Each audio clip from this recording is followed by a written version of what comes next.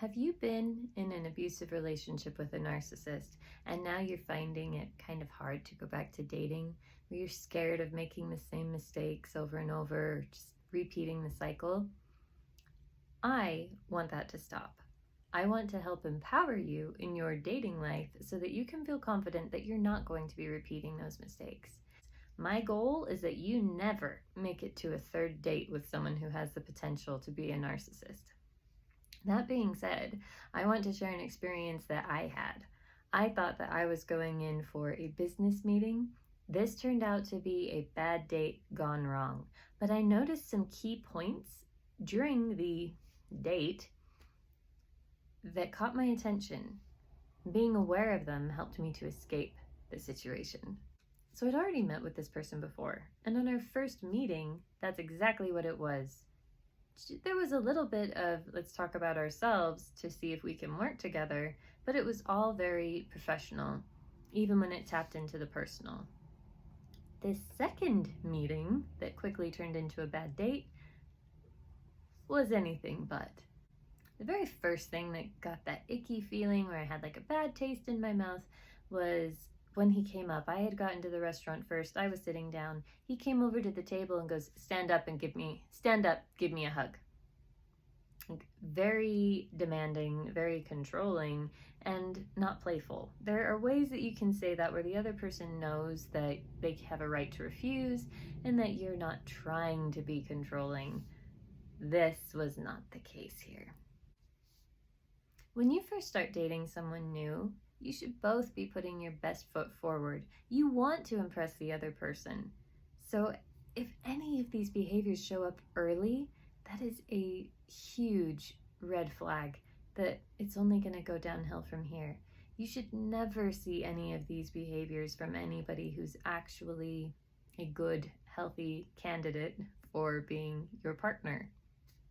So the next thing that I noticed that happened was how he kept bringing up sex in our conversation. I find this inappropriate on the first couple of dates anyway. You're just getting to know each other. You want to make sure that your personalities will jive before that even comes into the equation. Yes, by all means, you should discuss it before your relationship gets serious. It is a very, important part of any healthy relationship. But if it's brought up early on in the beginning, that can be a bit worrisome. You don't have to engage, just gracefully disengage. Just sort of smile, nod, take a sip of your water or something. And then if it comes up again and again, what I usually recommend is you don't have to engage, just gracefully disengage. And if they keep bringing it up, then you can even say, I do think that that's a good thing to talk about before a relationship gets serious, but right now, I want to learn more about who you are. I want to see if our personalities are compatible, our lifestyles, our hobbies, and that sort of thing. And there's plenty of time to get there. So what do you like to do in your spare time? And that can be a really great way of doing a soft control, taking soft control of the conversation, of the situation, and then you're reframing it with a question at the end. So now they don't really feel like they're being told off. You've invited them to chat more while stating your feelings on the topic. If they seem upset that you did that, that's a red flag, because it probably means that they did not like that you took control, even if it's only at a subconscious level. And they don't like that now you're the one who's sort of in that position of power, where you're the one asking the questions.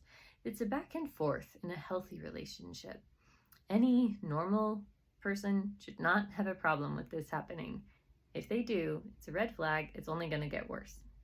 Another sign of my bad date was whenever I would talk, that's when he would look down. That's when he would eat his food. And not just look down, grab a bite, look up, while he's eating and chewing and looking at me. He's looking down the whole time while I was talking.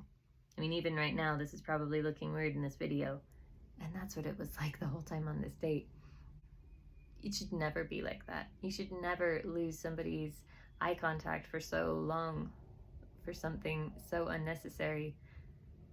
You'll know. You'll get that feeling. Just me saying this to you now will help bring your awareness to it in the future, and then you can be like, oh yeah, he's not looking at me. It's disrespectful. And again, you should be putting your best foot forward. He should be paying attention to you, or she should be paying attention to you, because you deserve it. And you should be doing the same thing back. Another trait that narcissists do a lot is they will interrupt. So if you're getting interrupted a lot on the date, and it's one thing like if it's, someone's excited and they want to talk and they end up interrupting you, that's understandable. But if it's a very dismissive form of interrupting, or just constantly interrupting, then that's no good. Nobody wants to be constantly interrupted. You shouldn't be treated like what you have to say isn't important. Just think of it this way. Your ideal partner, would they value what you had to say? Would they constantly interrupt you, or would they listen politely? Because that's what you're doing. You are interviewing all of these people when you're dating to find out who is the one who's going to be your ideal partner. So always keep that in mind. Even if they're only ideal-ish, you want to make sure that they're engaging in behaviors that are still loving and compassionate and not harmful and abusive. Another thing that happened on this bad date was the way that he would challenge my beliefs and even attempted gaslighting a little bit, which is pretty bold right in the beginning. Most narcissists don't do that. And this was one of my really big, insightful moments. I was sitting there in the restaurant and I was looking at him and it just hit me and I was like, oh, you're a narcissist. I get it now. Everything makes so much more sense. And at that point, I almost got to turn the game because it was like I knew the rule book that he was playing from, and I have the cheat codes. So that was kind of cool. At that point, I just sort of enjoyed myself up until the point where I got stuck. I didn't know how to get out of the situation, but I was enjoying it while I was in it. So we ended up talking about religion. He knew what my religion was, and he ended up challenging my beliefs to it. I explained the reasons why I had the beliefs that I had, and then he said, well, then that sort of makes you hypocritical, doesn't it? You couldn't believe that. I said, I actually can believe anything that I want to believe, regardless of whether it's true, because I have a right to my own opinion. And this is a reason why my opinions are actually congruent with each other. And as you date more, and as you do this more, you'll get better at it. You'll have more practice, and it'll come. So be gentle on yourself. There was another part in the conversation where he mentioned that he wanted to take me out for dinner and then take me home and sleep with me. I had already asserted that this was never ever going to happen. So the fact that he went so beyond the boundaries that I had already set, and then almost insisting that this was going to happen, was a giant red flag.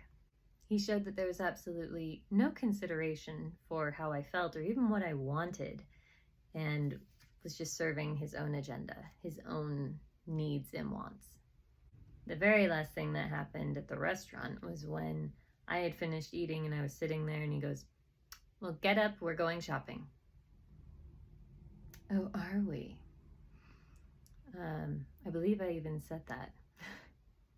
I said, oh, are we? I said, yes, there are things you need. I said, oh, really? He goes, oh, yes, you need a lot of things. Great. And the way he said it the whole time, the whole conversation, none of it was playful.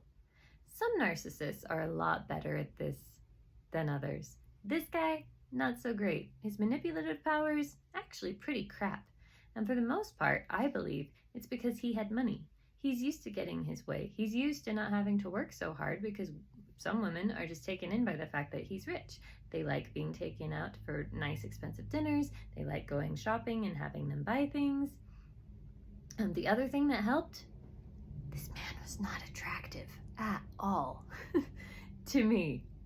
He's not the sort of guy that I would ever go for. I was only there because I had interest in the business perspective of what we were supposed to be talking about.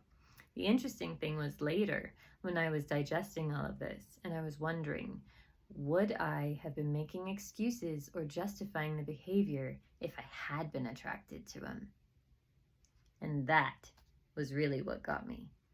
The number one way that you can tell that you are in a toxic relationship is when you find yourself having to justify and make excuses for your partner. The minute that you are doing that, you have to call into question if you are really in a healthy relationship, because chances are you're not.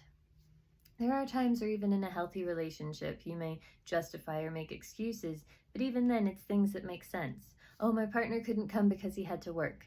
Because maybe your partner, works in healthcare or, is the manager and somebody didn't show up for work. There are situations like, yes, where that's understandable. Even then, it's not so much of an excuse or justification as a reason.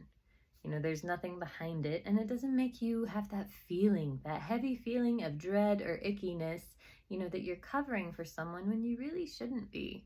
I mean, you will know. You will know if you're making excuses or justifying. You just have to pay attention. Listen to the voices in your head.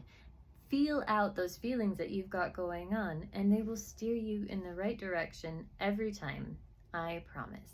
So I want to hear about a date that you've been on. I want to hear about if you knew you were with a narcissist and how you found out during your date. Or I want to hear if you just went on a bad date and you're curious if the person was a narcissist. I want to go over some of these dates here so that we can all benefit, we can all learn together, and we can all break the cycle, because this happens far too often. Go ahead and send me a message on my Facebook or Instagram at Fortitude Life Coaching, and let's all help each other heal from this.